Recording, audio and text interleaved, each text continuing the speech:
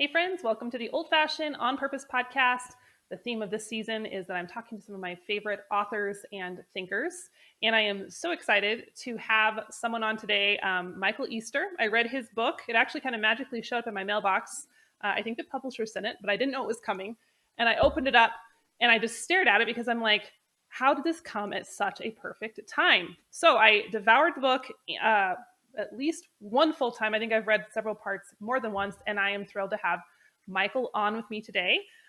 He is an award-winning journalist whose work has appeared in Scientific America, Esquire, Men's Journal, and so many others. He's a professor at the University of Nevada, Las Vegas, and a contributing editor to Men's Health magazine. So welcome, Michael. Thrilled to have you. Thank you so much for having me on. I'm really excited to be here. I'm glad the book magically appeared at your doorstep, and now we're here. Yes.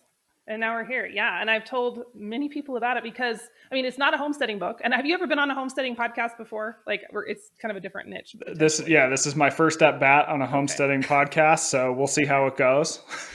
Yes. I have high hopes. I feel good about this. Good. Me too. But I just think it was fascinating because so much of what you had in that book, even though it wasn't about homesteading, man, the crossover was incredible just because the homesteading persona, that the type of people that it attracts really lean into the hard, and maybe not in the physical way that you talk about in your book a lot, but in a lot of the other ways. So I think it's going to be a great conversation. A lot of crossover. Yeah. And I think that, I mean, to sort of back up too, it's like a lot of what humans find rewarding is hard. Yeah. Right. It's so like absolutely things that take effort, that throw curveballs our way. And especially if they get us outdoors doing things that sort of humans evolved to do, like around food and things like that, and friends and family. When we overcome those challenges, those hardships, we find that really, really rewarding. So I guess this is a long way of saying I'm not surprised that it resonated with you given your background and what you do now. Yeah, absolutely. Yeah. And so I have so many questions, but I think you kind of give a great segue into the first one.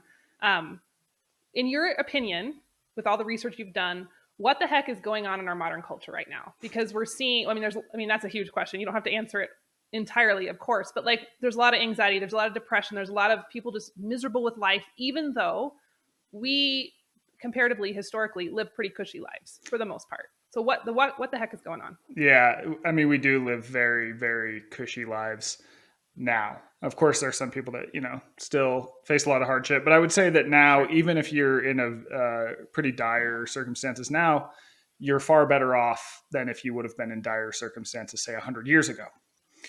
So one thing, I think the main thing that's happened is that over time, especially since the Industrial Revolution, our world started getting more and more comfortable. So this is kind of a good problem to have, right? It's like now we have climate control all the time. We have access to screens and entertainment all the time.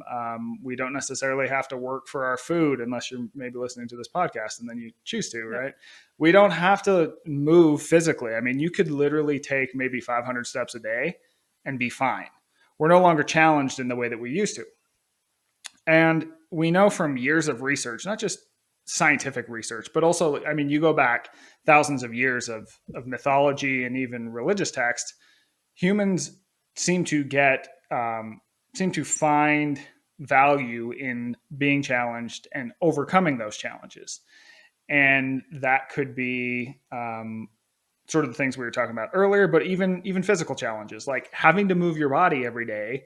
It not only keeps your physical health in check, but it keeps your mental health in check too. So exercise is associated with increases in happiness, decreases in depression. Also, you think about our food environment. It's like we no longer have to work for our food, and the food that we do have is often very ultra processed is sort of the technical terms, another word for junk food. So it's really hyper palatable. Like it's easy to eat. You can eat a ton of it. You can kind of do it mindlessly, and there's so much of it everywhere.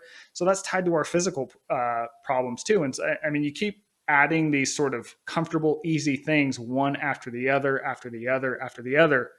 And you can start to see why it might raise some problems that compile on each other.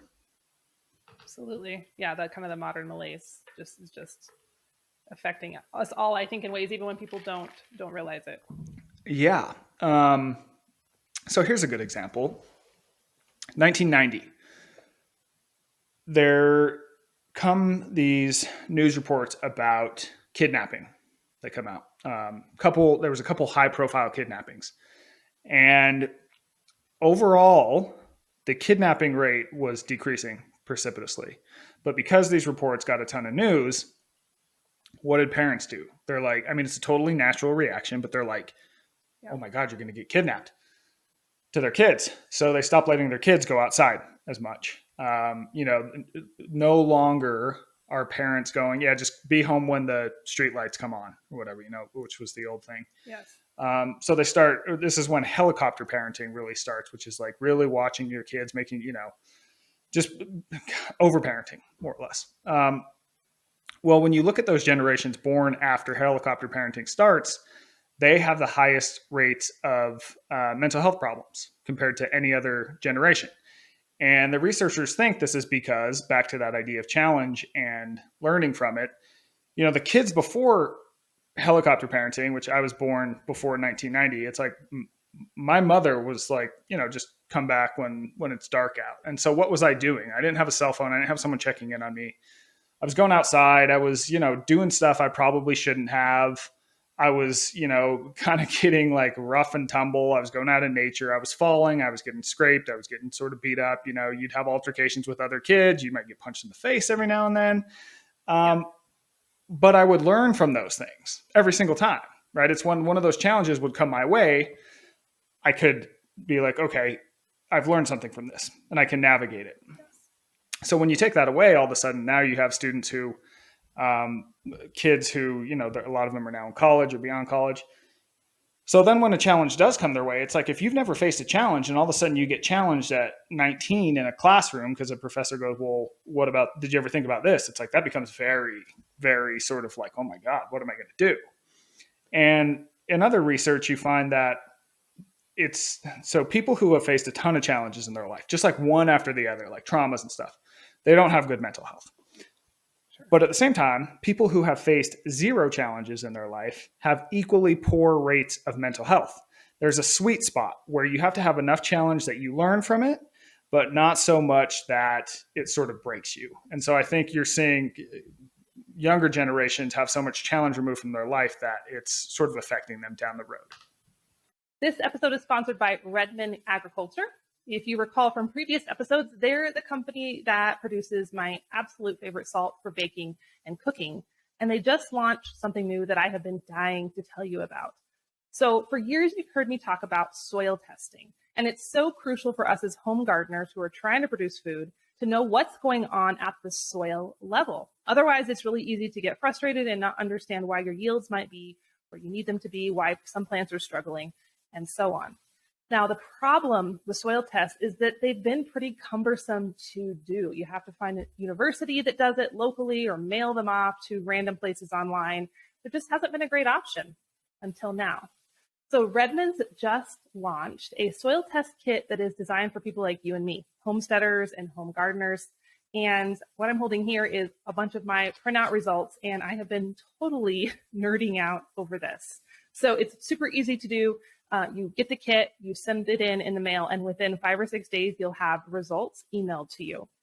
I discovered things in my test reports that I had no idea. I'm going to go into all the nitty gritty on a future podcast episode, but just for now, I'll tell you a few of the most surprising findings. I discovered my compost pile was low in nitrogen. I discovered my greenhouse was too high in nitrogen, and I discovered why the potting soil that had gave me so much trouble this spring was killing all my plants. So again, I'll go into the details in an upcoming episode. But for now, I want you to have access to the soil kit because gardening season is rapidly coming to a close. And if you've had a rough year, like many folks are reporting that they've had, now is the time to test your soil and figure out what's up. So if you go over to the prairiehomestead.com/soil test, you can use the code HOMESTEAD to save 15% on soil kits or anything else that Redmond has to offer. So I can't wait for you to try this. Knowledge is power. And as gardeners, we can use all of the data that we can get. So now back to our episode. So yeah, I had Lenore Skenazy, who wrote the book Free Range Kids, and she's a proponent of letting kids basically play unsupervised, which is very and against what our modern parenting culture advises. But just the information that she had in regards to like the damage that is caused to children when they're not allowed to engage in risky play, to run around outside unsupervised, to be in nature unsupervised. It's pretty chilling, like what we're doing to our kids just with this fear and this desire to never allow our kids to feel discomfort, which we think is helping them, but it's actually having adverse effects. Yeah, and then I think you add, so you have that, and then you add something like social media on top of that, at a time where kids. So when children turn into teens, their brains start to change in such a way that a lot of things happen, but they begin to really value social relationships. Like social relationships become very, very important to teens. And so then you put Instagram on that, and you have someone who maybe has a hard time taking challenges, overvalues what other people think of them and what other people do and say and how they react to them. And then you add Instagram, and you can see why like mental health rates for teenagers, especially teen girls in particular, are just not good right now. Like the worst they've ever been. Like self-harm among teens has never been higher, especially for girls. Suicides has never been higher. I mean, it's a really tough spot we're in. And I think that part of it will be having to think, how can I, because parents wanting to helicopter their children is a very natural thing. Absolutely. Right? It's like your survival instinct. You want your offspring to survive. That's what every single animal ever wants to do. But I think we're at a point now where you can take that so far overboard that it backfires. And so I think a lot of the questions that parents will have to face is like, how can I insert challenge into my child's life in a way that is safe, yet will teach them the things that I need to teach them, so they don't end up in a spot where they're, depressed and anxious and on and on and on once they reach a certain age. Absolutely. Yeah. And as a parent, it's a hard balance. Even though I've read all the books, I know the things, and I'm pretty good at it. I would say it sounds annoying, but like better than the average parent as far as like, hey, go outside and play and skin your knee and you'll live. But even like my 6-year-old she has a pocket knife and she's responsible with it, but she was whittling a stick the other day for a friend to make it sharper for a friend, which if you're a city parent, that sounds horrifying, but to country parents, it's normal. But anyway, like she was doing her thing and she was doing a great job. But as I walked by her with this knife, my instinct was to go, hey, stop, be careful, be careful, be careful. And I was like, no, Jill, like stop. Just like, she's making good choices. She's being responsible. Let her do the risky thing because it's teaching her those skills. And so, but it's hard. You still have to fight that inner urge to be the mother bear all the time. Yeah. And it's like, part of the deal is that how do you learn not to stab yourself in the hand? You stab yourself in the hand. You stab yourself. Yeah. And exactly. So, a lot of it, I think, for parents is going, okay, things are inevitably going to happen, but I just need to make sure that those things that could happen are not catastrophic. Absolutely. Yes. Yep. Like it's okay if you touch the wood stove once, but I'm not going to let you put your head in the wood stove. Yes. So, exactly. Yeah. Wisdom. Yeah. Balance. Absolutely. So why do we, as a culture or even as an individual, we have such an aversion to being uncomfortable? Like sometimes even just in my life, the silly things I do, growing food, milking a cow. I mean, when I tell some people what I do, you would think that I told them I was cutting off a limb. Like they just can't imagine how horrifying it would be to have to get up and milk a cow in the morning. Why are we like that? Yeah. So if you think about how humans evolved over 2.5 million years, basically. We evolved in environments that were very uncomfortable, unsafe, risky. So given that, if you could do the next most comfortable thing every single time, that would provide you with a survival advantage. So, for example, there wasn't a lot of food back then. So you do not want to move around excessively, right? Because that would just burn this extra energy that you're having a hard time getting already. And if you're the type of person who goes for a run for the sake of it, you're literally going to die, right? Yep. You think about hunger. It's like hunger is this discomfort that our body used as a sort of cue to tell us, hey, you need to eat. But at the same time, because food was so scarce, when we got the opportunity to eat back then, it was very comforting. And the more we could eat and really like try and pack on fat, the better. Because then when you had an inevitable food scarcity, you could draw on that fat. We want to avoid temperature swings because that's dangerous. You don't want to be too cold. You don't want to be too hot, right? You want to have shelter all the time.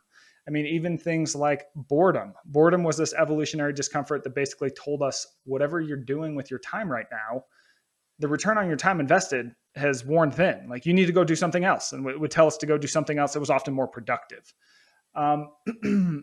So that's kind of a long way of saying we have all these different forms of discomfort that used to serve us in the past. And that's because our environments were uncomfortable. Well, then after the Industrial Revolution in particular, our environment started to change to be much more comfortable, right? Because we want comfort. So like, why wouldn't we make things as comfortable as possible? But now the problem is that we are creatures who are wired to seek comfort, except we are now in a comfortable environment. So we don't ever have these things that, we don't have to go out and look for food because like, of course, early humans didn't exercise, but at the same time, their daily job was to walk miles and miles and miles searching for food.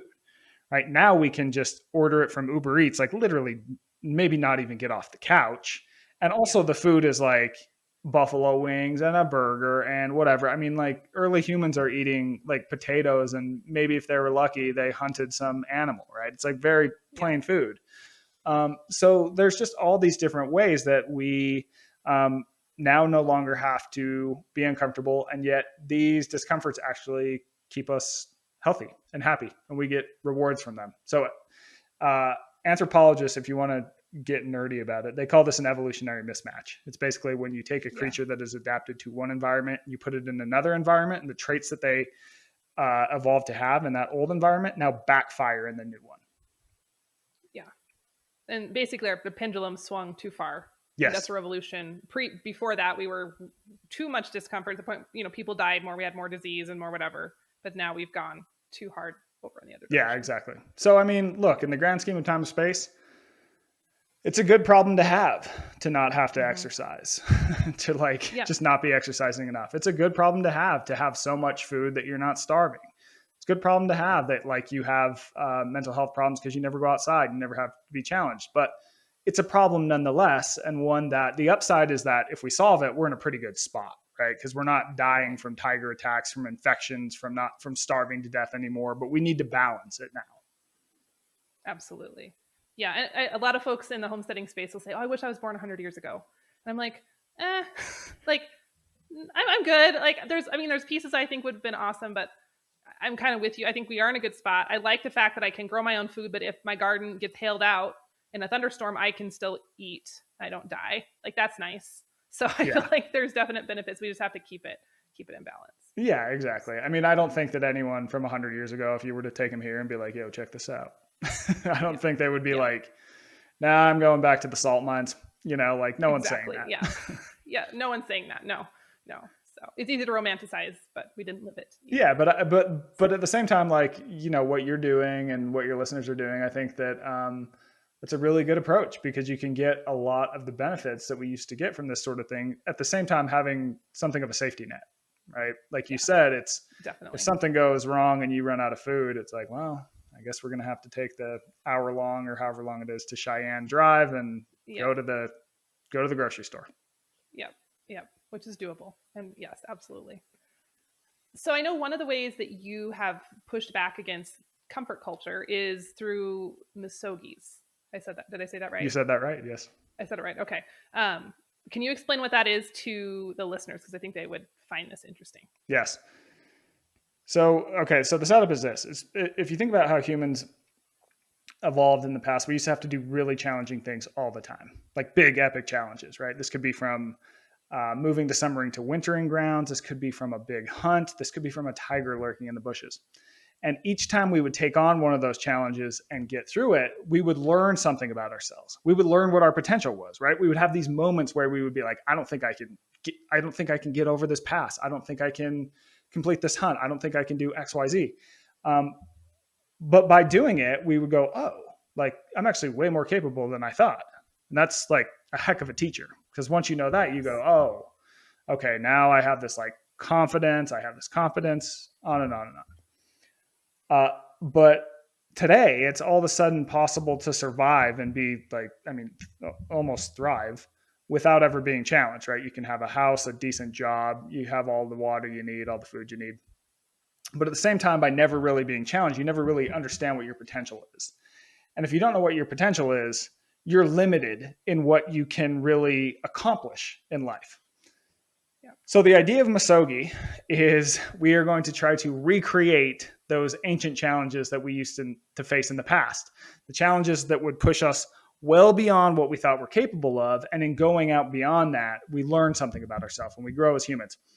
So I learned this from a guy whose name is Marcus Elliott, and he's this he was educated at Harvard Medical School, but he decides he's not going to be a doctor. He wants to revolutionize sports science, and he sort of ends up doing it. I won't get into that thing. I mean, it's really fascinating, but I won't get into that stuff. But basically, he does this thing once a year that he calls Misogi. And what he'll do is just pick a random task in nature, just make something up. Now, the rules are that it has to be really hard. So he defines that really hard by saying you have a 50-50 shot finishing whatever it is.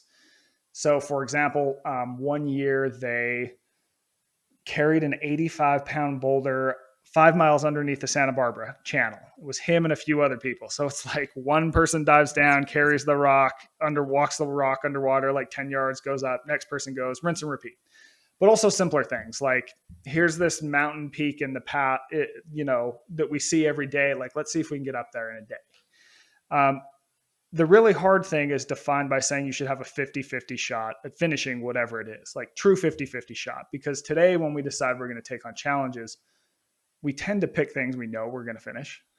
Yeah. You think about like marathon culture. It's like no one goes, I don't know if I'm going to be able to finish the marathon. They go, I don't know if I'm going to be able to finish the marathon in 3 hours, 30 minutes. The second rule is that you can't die. So that one's pretty simple. Fair enough. Yeah, that's easy. Which is kind of like a silly way of saying, like, don't be an idiot about this, right? Like when they did the one with the rock carry, they had a safety dive team, let people know where you're going, bring a cell phone, that sort of thing. Yeah. But the point is that if you appropriately gauge how challenging this should be, that 50-50 thing, you're going to hit a moment where you think you've gone past your edge. You're like, I'm done. I have to quit. There's no way I can keep doing this. I'm done. But if you just kind of put one foot in front of the other, you get another moment. And that's where you look back and go, oh, I thought my edge was back there. And yet I am past it right now. And that tells you that you've sold yourself short. And then the realization comes that you're probably selling yourself short in other areas of your life. And that's powerful because then you can take that back into any other domain in life and improve. Yes. That reminds me of the David Goggins 40% rule. Are you familiar with that? I've heard of it. I'm not super familiar. It's like, yeah, you'll have to explain it to me. I think I might be butchering it, but it's like when you think you're done, you've only gone 40% basically. So when your brain's like, oh, you're done, you have to quit. But it's basically what you said. But when you do push past that, that's like, it's the best feeling you could ever imagine.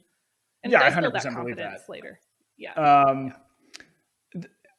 And the reason for this, I mean, if you think about it, and there's no research on this. This is just me theorizing, having thought about this a lot, is that if you think about how humans evolved and these things would pop up, right? These like risky decisions we would have to make.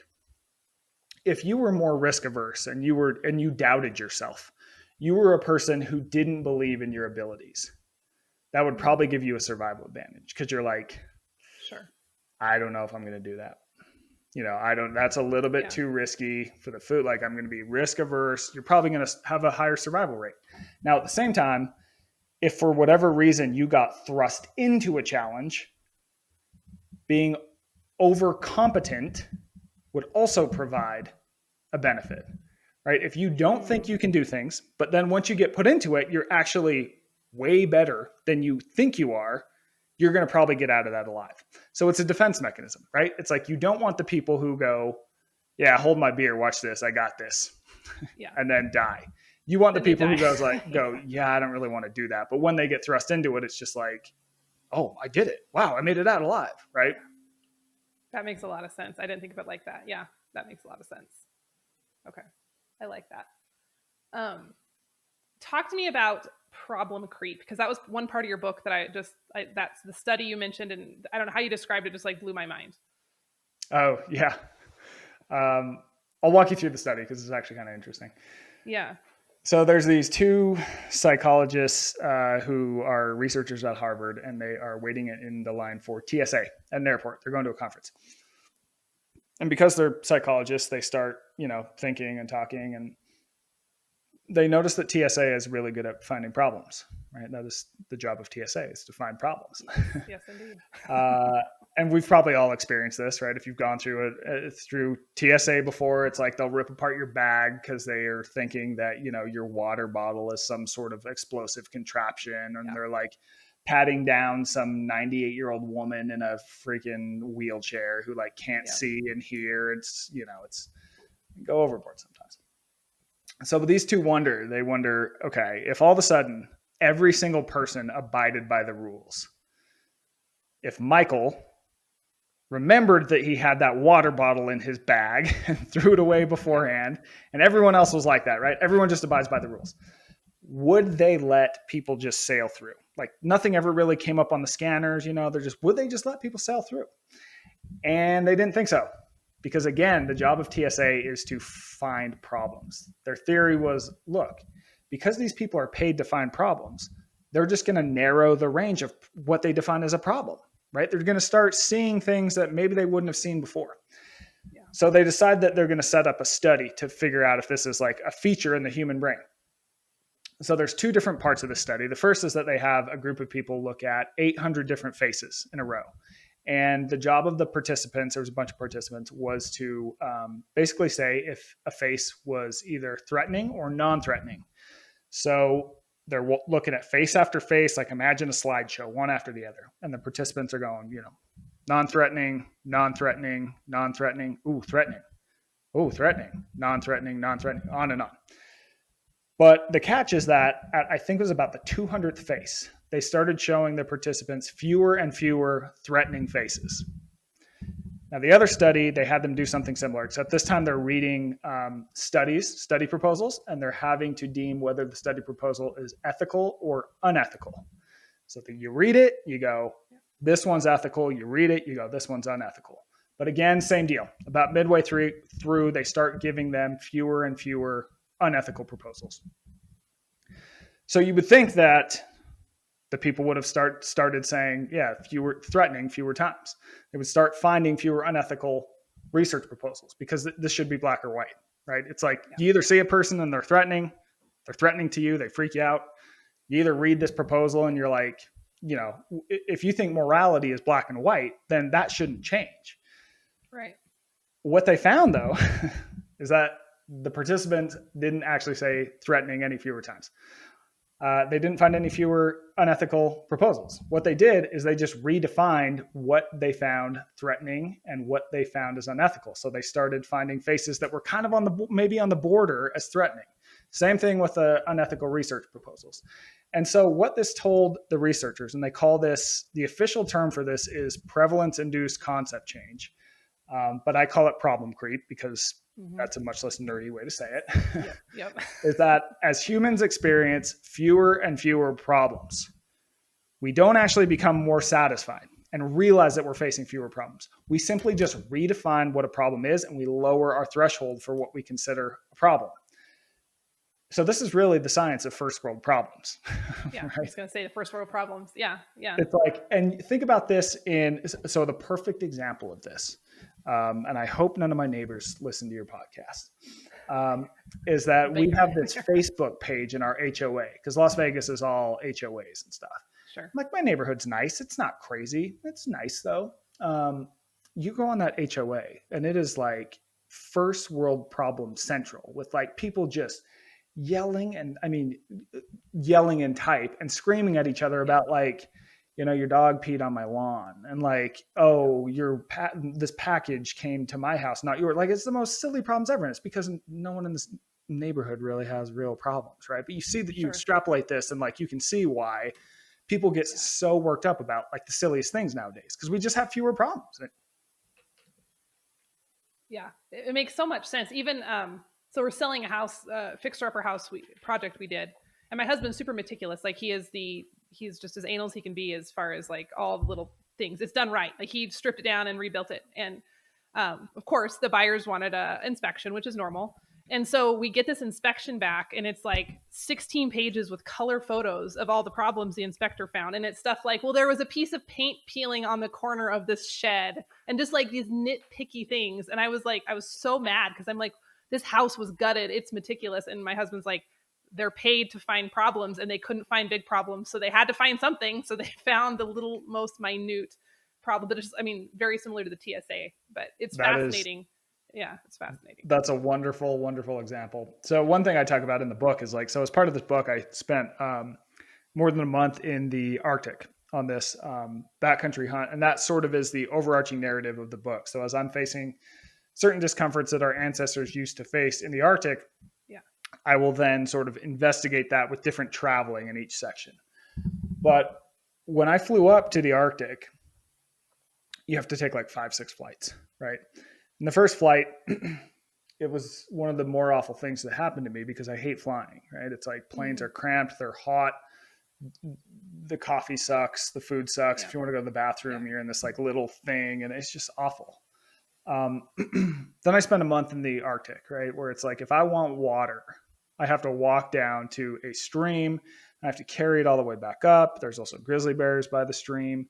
We never have enough food because you're not packing in a lot of food for a month, right? If you want coffee, well, tough. If I want to go to the bathroom, it's like, I got to hike out on the tundra. I have to bring the rifle because of bears and animals, all these things. I mean, I'm freezing cold the entire time. Like, you just literally can never get warm. So then when I fly back to Vegas, it's like, what do you think my experience of that flight was like? It was like probably the greatest thing that ever happened. The best thing ever. Yeah. Yep. Yeah. It's warm. I hadn't been warm. Right. I ate tons of bags of pretzels. Coffee was right there. There was entertainment on a screen. When I needed to go to the bathroom, I didn't have to bring the rifle. Not to mention, it's like hot running water is coming out of a tube of steel at 30,000 feet above sea level, going 600 miles an hour. Like, what the hell am I complaining for before that? Right. And so I think that the lesson is that sometimes you need moments that push back at you to help you reframe what you consider a problem and help you realize that in the grand scheme of time and space, you probably have it pretty good. Yeah, absolutely. And I think that's what, challenges are good for that, just to kind of wake you up out of the stupor. We get cold here in Wyoming, but most of the time, I'll run out and do chores, and then I run back to the fire. So even, when it's really nasty, I don't have to be exposed. But this last February, we had a film crew just coincidentally come to do a bunch of outside shooting for a documentary during our coldest days of the year. It was 30 below zero wind chill. And so they brought all their ski gear, and like they had no skin exposed. They were all ready to go, but I had to look like cute to be outside doing chores. They wanted to portray Wyoming homestead chores. And so we were out there for hours, and I was like, it's cold, 30 below. But man, nothing felt better than the fire that night. Like nothing. It was the best feeling ever. And I'm like, I need to, like, this is why we push ourselves, because you just don't know what you have till you don't have it. Yeah, that's amazing. Yeah, it's such a great example. And it's something as simple as fire. Yeah, right? Totally. Yeah. You just totally reappreciate it. It makes you, and you're probably in the moment as you're freezing, you're like, oh my God, why am I doing this? This is terrible. Totally. But then afterwards, you probably look back and are like, yeah, I'm glad I did that. Totally. Yeah. And that moment of looking back, I think for me is what motivates me to do the hard things, even just the homestead hard things or the physical hard things. It's that I'm like, when this is done, it's going to be the best feeling ever. And I'm going to be so glad I did it. I think that thought is what usually keeps me going. Yeah, absolutely. Yeah. After the fact. Yeah. Back to your Arctic trip. I remember in the book at one point you were talking about being bored because you were out there. I mean, you had moments of excitement, but then you also had a lot of moments of just not excitement. So what is the role of boredom in creating a meaningful life? And how does that play into this idea of comfort or pushing back against comfort? Yeah. So in the Arctic, we're up there hunting caribou. And probably your listeners will understand this, but I don't think the average person understands that hunting can actually be very, very boring. So the Arctic, when you're hunting caribou there, you're timing it to their migration. So we're basically sitting on these hills for hours and hours and hours waiting for these caribou to come through. And there are none coming through. Now, I didn't bring a cell phone, wouldn't have gotten service. I didn't bring a book, a magazine, a TV, a computer, all that kind of stuff. So all of a sudden, it's like you find yourself bored again. You're like, oh my God, like I haven't been this bored this long since, I don't know, maybe, I don't know, before I had a smartphone, probably. Yeah. So to sort of cure our boredom, we had to come up with all these weird things to entertain ourselves, more or less. We started reading all the labels on our energy bars. I did more push-ups Yeah. in a day than I did in like a year. I came up with my Christmas shopping lists for like 5 years. Yep. I came up with story ideas for some of the magazines I write for. I wrote some of the book. Yeah. So I'm telling you that to basically tell you that boredom is this evolutionary discomfort that more or less, and I kind of mentioned this earlier, it told us whatever we were doing with our time, we weren't getting a good return on our time invested anymore. Mm-hmm. So if you think about, had we been hunting, 10,000 years ago, and we knew we needed food or else we were going to starve and no animals are coming through, if we didn't get bored, we would just sit there waiting and waiting and waiting, and then we would starve to death. Yes. So boredom eventually, because your body goes, okay, like we're not getting anything out of this, you start to get bored, and boredom would kick on, telling us to go do something else. And that something else in the past was often productive. So we might go find some berries or pick some potatoes or something like that in order to not starve. So for most of time, boredom was this evolutionary discomfort that told us to go do something else. And in the past, that something else was often productive, more likely to be productive. But nowadays, what do we do when we're bored? Phone. Yep. Pull out the phone, turn on the TV, go on the computer, XYZ.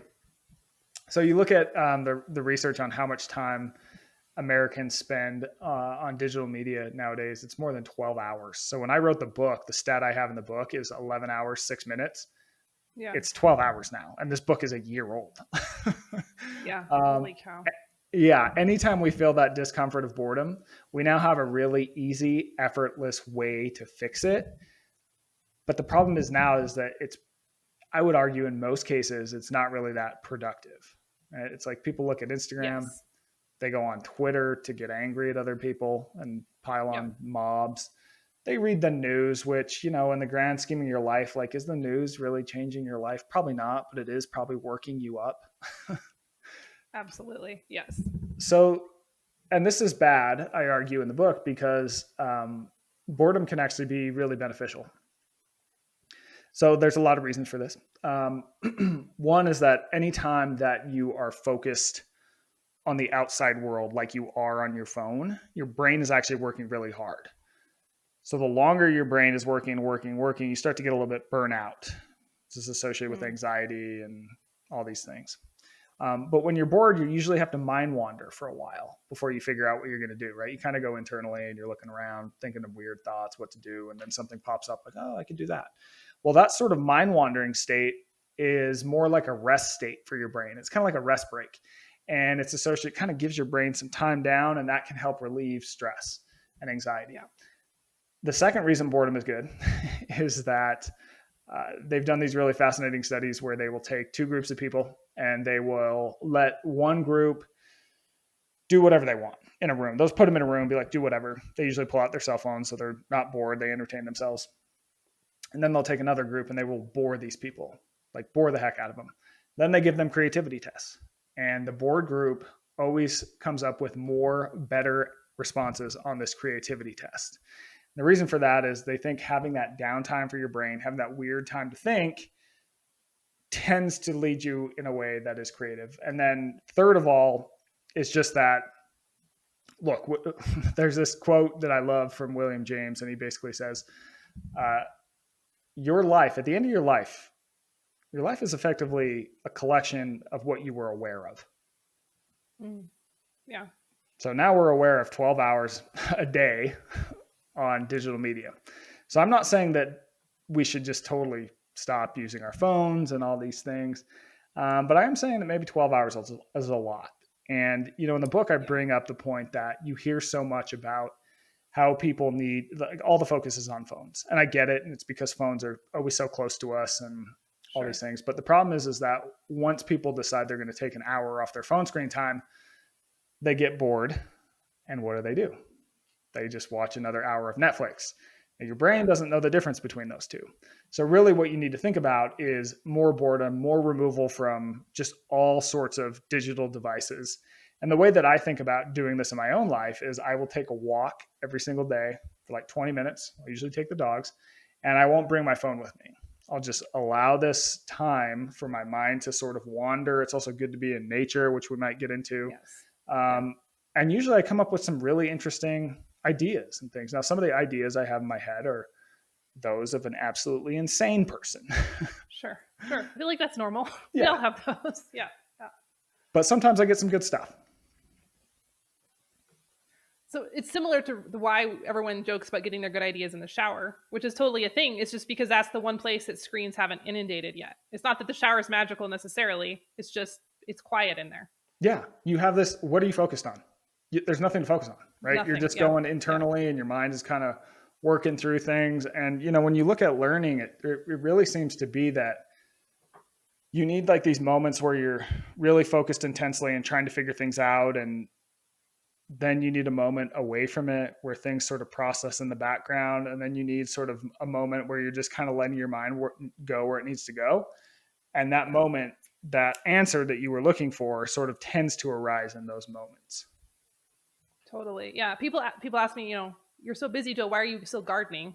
And I like the food. That's a part of it. But like a big part is just having like weeding or planting or just hoeing rows. Like my brain goes so hard and so fast a lot of the time. I have to have that. Otherwise, I think I would just crash and burn. But it's that you just have to have that. Nothing else to think about. It's just manual labor. There's just a magic to that. Yeah. Amen. Yeah, absolutely. So how we have all these ideas of, pushing back against this pendulum that's swinging. What are your strategies for someone who is obviously entrenched in the modern life, homesteader or not? How do you encourage them to bring some of these hard challenges, but good challenges back into their everyday? Yeah. So I have this theory, and I call it being a 2%er. Now, when you look at the research, only 2% of people choose short-term discomfort for a long-term reward. So we would rather avoid short-term discomfort at the expense of long-term progress. So an example of this is when you look at people who take the stairs versus the escalator, only 2% of people will take the stairs if there is also an escalator available. This also applies to weight loss. Only about 2% of people manage to keep their weight off in the long term. And really what the difference is being able to make these little decisions every day where you are embracing short-term discomfort because you know it is going to improve your life in the long run. So I think about it in terms of physical activity, figuring out ways like how can I be more physically active every single day. One way I talk about in the book is rucking and carrying weight. That seems to be really important for people. We evolved to do it and we no longer do it anymore. It has these really unique benefits for our body. I think about it in terms of boredom. I think about it in terms of our approach to food. I think about it in terms of all these different ways that we've made the world more comfortable. So on my website, I actually have this thing I just created. It's called it's like a 5-day 2%er challenge. And it sort of walks people through these different ways to think about this. So you can check that out if you're interested. But it really is just finding little wins where you're doing the slightly harder thing when you have the opportunity. Because we've set our world up. Once we realized the world was getting comfortable and we need to fight back against this, we decided okay, we need to do these heroic things. So now it's people will sit at a desk for 9 hours a day, and then they'll go to a soul cycle class and exercise so hard that they'll nearly vomit, and then they'll be sedentary the rest of the day, right?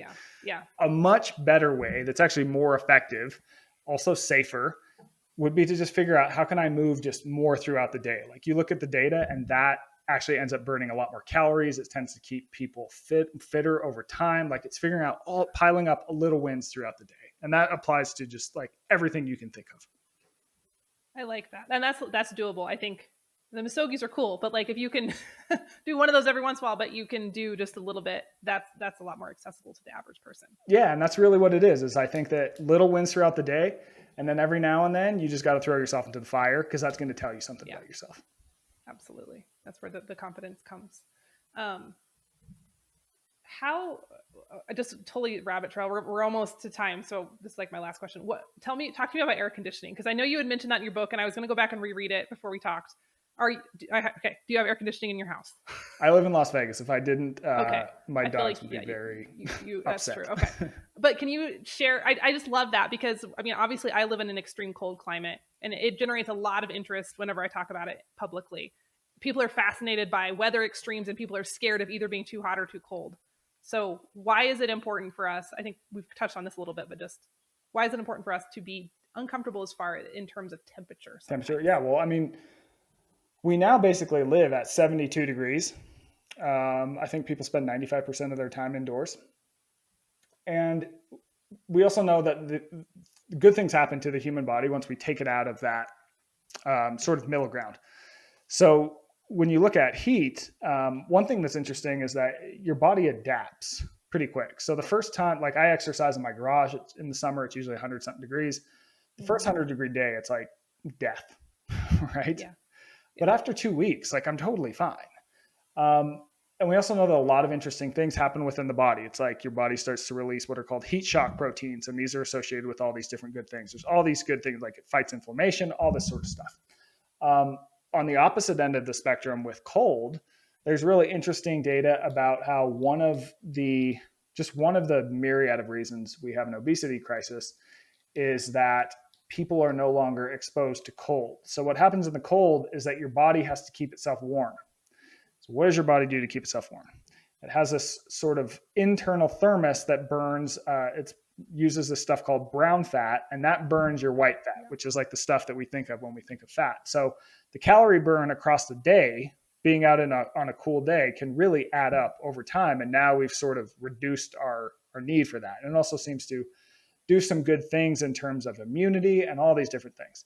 So we've kind of shut off these two really beneficial systems by never spending much time at the extremes of temperature. And the one thing I did say in the book too about air conditioning is, if we didn't have air conditioning, like Las Vegas wouldn't even exist as a city. Sure. Phoenix wouldn't exist, right? Like it's so fat, like it's amazing what we've been able to do. But at the same time, if we never get out of that comfort zone, we start to face problems. Yeah, absolutely. And just, I do have central air in our house too, so no judgment. Yeah, totally. But I'm still outside when it's hot, but it's sure nice when you come in and you can at least get some relief. So I just thought that was fascinating. Well, I know you have a hard stop. So any last bits of wisdom that maybe we didn't cover before we jump off? I don't think so. I mean, I think it sounds like you have a really fascinating group who listens, and I hope they get something out of this. If they're into homesteading, I would say they're doing good things for themselves, and hopefully they get something out of this episode. The book is called The Comfort Crisis. There's probably other stuff in there they might find interesting. Like you talked about gardening. I have some stuff in there about what happens when you expose yourself to germs that are in the natural environment, like through the dirt, through being outside, that people might find interesting. But yeah, I really enjoyed chatting. Awesome. Me too. And we can find you. I know you're on Instagram, and your website is it michaeleaster.com? It's eastermichael.com. Oh, so Easter last Michael. name first. Man, I almost just ruined that. Okay, eastermichael.com. And you have your 5-day challenge on your website. Yep. It's on the homepage. First thing you'll see. Okay. And are you working on another book? I am working on another book. So that'll be out September 2023. And it is called The Scarcity Brain. It's sort of a follow-up on The Comfort Crisis, but at a bigger scale. So it also has a ton of traveling and interesting characters and all that kind of stuff. So if you liked The Comfort Crisis, you will like it. If you didn't like The Comfort Crisis, there's a lot of other books in the world. There is a lot of other books, but I'm excited for it. So I will be grabbing it. Well, awesome. Thank you so much for coming on. I so appreciate it. And I think the audience is going to love this conversation. So awesome. Well, I really enjoyed it. To have a listen.